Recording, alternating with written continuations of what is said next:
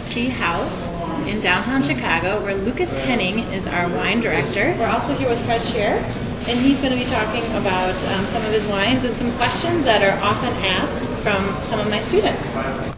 Okay, so this will be an important question for Pinot Noir. How important is clone selection for Pinot Noir and for California specifically? I think clones are a real mixed blessing because we get so hung up on what is the best clone, or how many things that are pure clones, and just the figuring out the provenance of these things. There's just been so much confusion in what clone is actually what clone, that I think we lose sight of what it's all about, is to have reasonably healthy plant material that makes good wine in the site that it's planted in. So that said, I think clones are very important, but I think if we put too much importance on clones, we lose the real point, which is making good wines. And some of these mass selections, which are taken from vineyard sites that we like, vine by vine, and planting them and propagating those is somewhat of a lost art, I think. Okay. And I think so that the clone thing is getting in the way of really moving forward with people. So do you find that most people are sourcing their clones from, say, a nursery rather than, like you said, going to a vineyard where the clone happens to be producing favorable fruit and favorable qualities of the fruit? Yeah, I think clones can be gotten from nurseries as well as from vineyard blocks. It has purported clones in them.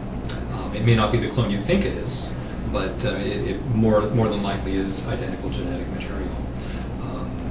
What I'm interested in is diversity and complexity in this stuff. Part of the reason that the clones came about, the Dijon clones, for example, came about was viral infections that were going on. And so just to have a vineyard that would even produce ripe fruit at all this was a very important thing to do, because some of these viral diseases may be hidden, and then you go ahead and propagate it and move it around. And now you've got a family virus or something infecting vines around it, and it gets established in the soil if you have the kind of nematodes in there that'll hold it. Anyway, I think that there's a balance here. Having clean material, intelligently selected things, and if doing some clonal work is going to do it, that's great. And if the harder thing, I think, is to do intelligent mass selection.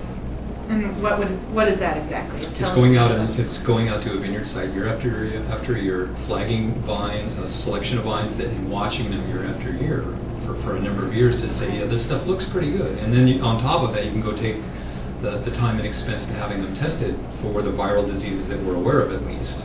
So to me, that's the mixture of peasant logic and doctor science. If it looks like the right thing to do from a peasant logic standpoint, and it appears to be clean of the viruses that we know of, great. Let's go ahead and propagate it. It's probably in good shape. Okay, so it's not a quick decision. It's something that people need patience with to fully understand what they're getting before they actually decide to plant. Exactly. Patience is something that's in short supply. Right, definitely.